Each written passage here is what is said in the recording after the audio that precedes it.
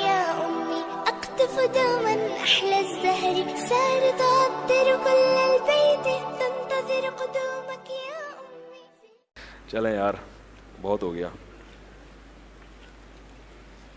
اچھا بھائی یہ سوال پوچھا ہے, اگر نومولود بچی کو گھوڑے پر پڑا پایا جائے اور اس کی کو اپنی بیٹی بنا لیا جائے, شوہر بھی راضی ہے, شوہر کا محرم بنانے کا کوئی طریقہ نہیں ہو, تو دیکھیں اس بچی کو فیڈ کرا دی جائے تو یہ محرم بن جائے گی بیوی سے, یا شوہر اپنی کسی بہن سے فیڈ کروا دے اس کو. باقی یہ بہت اہم مسئلہ ہے, آج کل لوگ بچوں کی ولدیت چینج کر رہے ہیں, بہت زیادہ ہو رہا ہے یہ, بہت زیادہ.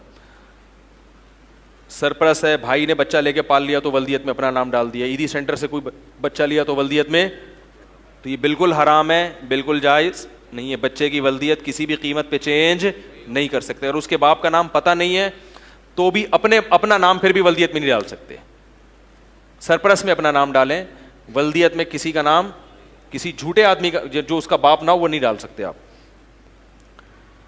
میرے 2 بیٹے ہیں, کیا ان سے شادی کر سکتی ہیں اس بچی کی؟ ہاں کر سکتی ہیں. کاغذی کارروائی کے لیے باپ کا کیا نام لکھا جائے؟ باپ کا نام اور بھائی نہیں لکھا جائے. اگر نہیں مل رہا باپ کو تو پھر جو ہے نا, نادرا والوں کی ریکوائرمنٹ ہوتی ہے کہ کوئی نہ کوئی ابا ڈالو, تو ان سے پہلے بتائیں کہ بھائی ابا نہیں ہے ہمیں ایسے, تو وہ بتائیں کوئی ممکن ہے کوئی ایسا قانونی طریقہ ہو کہ بھائی ولدیت معلوم نہیں ہو تو سرپرست میں, پھر بھی نہیں مل رہا کہ کوئی ڈاکومنٹ, پھر ایسے ہی ان نون پرسن کر کے عبداللہ کر کے کچھ گنجائش معلوم ہوتی ہے. کیا اس کے عقیقہ ابتدا کر سکتے ہیں؟ عقیقہ کیا بچی سے چھپا لیا جائے؟ بچی سے چھیا لیا جائے, چھپا لیا جائے؟ بچی سے چھپانا جائز نہیں ہے. بچی کو بتایا جائے گا کہ یہ تمہارے اوریجنل ابو نہیں ہے. لوگ یہ بھی کہتے ہیں ہم نے اگر اس کو بتا دیا کہ یہ ابو اوریجنل نہیں ہے تو بچی پہ کیا اثر پڑے گا؟ بھائی شریعت کا حکم پہلے نص ہے قرآن مجید کی, سمجھ رہے ہو, کہ جو اوریجنل باپ ہے وہی قیامت تک اوریجنل رہے گا, اس کو چینج نہیں کیا جا سکتا. آپ کا مکمل بیان جو انٹرنیٹ پر اپلوڈ کیا جاتا ہے اس کا کچھ حصہ شروع یا آخر کا کاٹ دیا جاتا ہے, خصوصاً سوالات کا حصہ. آپ سے گزارش ہے کہ انتظامیہ سے پورا بیان اپلوڈ کیا کرو. بھائی انتظامیہ بیٹھی ہوئی ہے.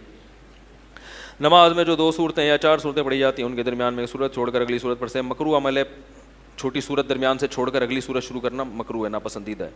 پہلی رکعت میں سورہ فیل, دوسری میں سورہ معون نہیں. پہلی رکعت میں سورہ فیل پڑھیں تو دوسری میں ہاں سورہ قریش پڑھیں, بہتر یہی ہے. نہیں بھی کیا تو بھی ٹھیک ہے. مقتدی کی 1 رکعت رہے گی جماعت کے آخر میں مقتدی تیار جلدی پڑھ لیا, وہ امام کے ساتھ سلام پھرنے خاموش ہو جائے, تیات کو دوبارہ پڑھ لے, تیات دوبارہ نہ پڑھے, بس تیات پڑھ کے خاموش ہو جائے. سورہ بقرہ کی 8ویں رکوع کی پہلی آیت کی وضاحت کرتے ہیں. اس میں اللہ نے مومن یہودیوں عیسائیوں اور ستارہ پرستوں کو چند شرائط پہ جنت جانے کی بات دی ہے. سورہ بقرہ میں آتا ہے کہ جو ایمان لائے اور جو یہود اور نصارہ ہیں وہ اگر اللہ پر ایمان لائیں اور آخرت پر تو وہ سب جنت میں جائیں گے.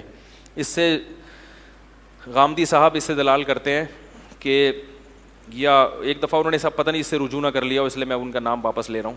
بعض پروفیسر لوگ بہرحال اس سے استدلال کرتے ہیں کہ مسلم ہونے کی ضرورت نہیں ہے جنت میں جانے کے لیے, کیونکہ قرآن میں آتا ہے کہ ایمان والے ہوں, یہودی ہوں, عیسائی ہوں, کوئی بھی اللہ اور آخرت پر ایمان لائے گا اور نیک اعمال کرے گا تو وہ کہاں جائے گا؟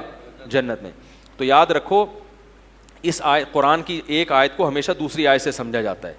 قرآن نے صاف لفظوں میں کہہ دیا وَمَن يَبْتَغِ غَيْرَ الْإِسْلَامِ دِينًا فَلَن يُقْبَلَ مِنْهُ, اسلام کے علاوہ کوئی بھی دین قابل قبول نہیں ہے. تو یہ جو آیت ہے اس کا ایک شان نزول ہے.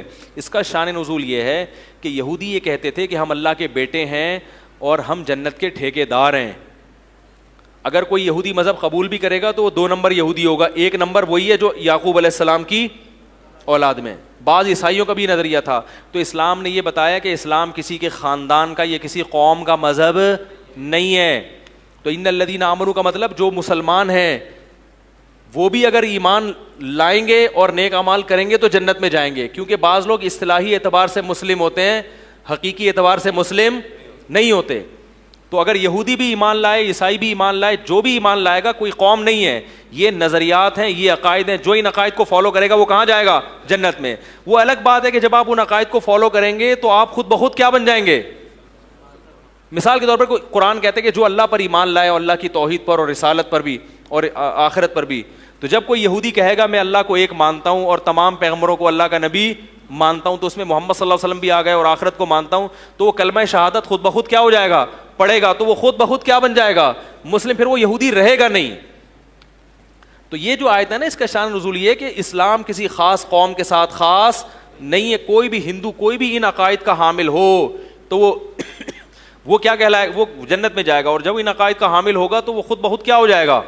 تو مسلمان ہو جائے گا نا جو کلمہ پڑھے گا. اور وہ پھر سوال پیدا ہوتا ہے اچھا اگر وہ ہو گیا مسلمان لیکن وہ اپنے آپ کو کہتا ہندو ہے, تو وہ اس لیے غلط ہے کہ جب ہندو کا لفظ وہ استعمال کرے گا تو ہندو کا مطلب خاص قسم کے عقائد ہوتے ہیں, تو جب آپ نے ان خاص عقائد کو چھوڑ دیا تو اب آپ وہ نام استعمال نہیں کر سکتے, کیونکہ ہم ظاہر کے مکلف ہیں.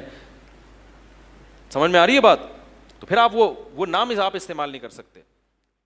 اللہ اللہ اللہ اللہ اللہ